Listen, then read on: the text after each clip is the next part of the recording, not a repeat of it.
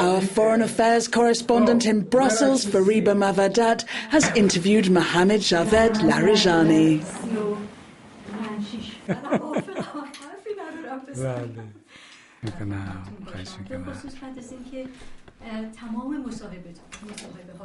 Iran has continued to make headlines in recent weeks, partly because of its yet another round of futile international negotiations over its nuclear program, and partly because of a new report by the United Nations on the situation of human rights in Iran.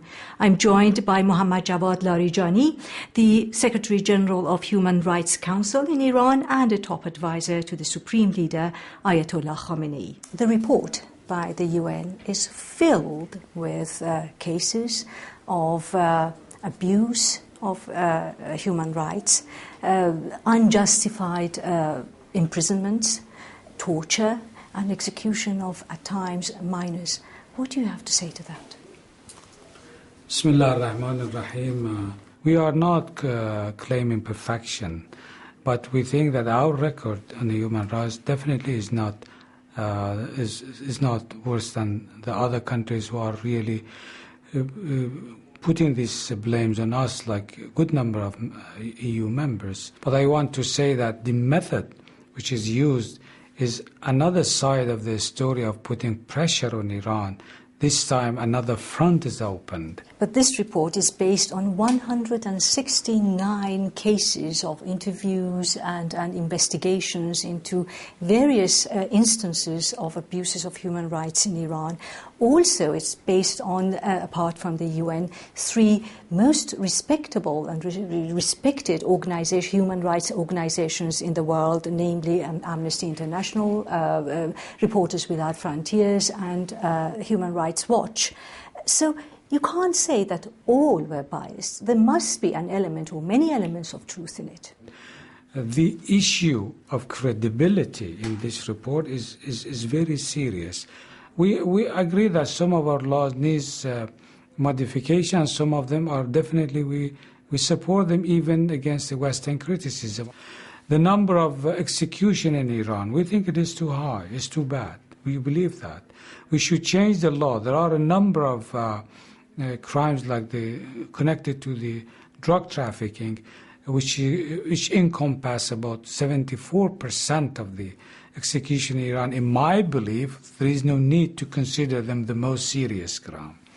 So this needs law, and a lot of people in the parliament don't agree with me. One of the sins in the Islamic Republic is propaganda against the regime. That means that if I express an opinion, if I'm a blogger, that is propaganda against the regime. It is expressing an opinion for which so many young people are imprisoned and allegedly tortured. I should elaborate on that because this is not the real case. Iran is ahead of all countries in the Middle East in the number and extent that internet is used. But the use of it is limited because you filter most of it. Well, this is an issue globally. There are issues that is considered very damageful to the national interests of the people, to the life of the people. Misuse of the children, sex with the underage, things like that needs to be followed up or filtered. Criticizing the ruling elite? Oh, no, it should not be filtered.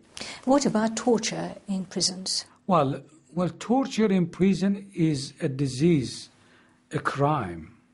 But compare us with the United States. Yes, but you cannot justify wrongdoing in Iran by comparing it with wrongdoing elsewhere like America. You know, there is no absolute good. According to law, torture is a major crime.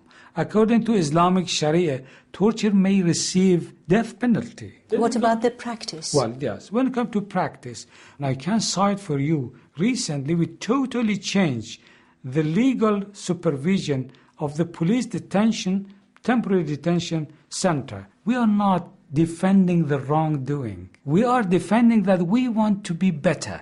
When it comes to prison administration, well, it is a problem of efficiency, competence. The prison administration is not a simple issue. We are ready to discuss all of these pitfalls, shortcomings, but not with fingers pointing on us. This is the wrong way as that the Western community, especially ISIS and Europeans, are approaching Iran. Let me move further to the forthcoming elections. Now, in other democracies, it's usually the parties, political parties or organizations that vet their candidates. In Iran, it's the Guardian Council, consisting of 12 men, 6 appointed by the Supreme Leader Ayatollah Khamenei, and 6 by the judiciary.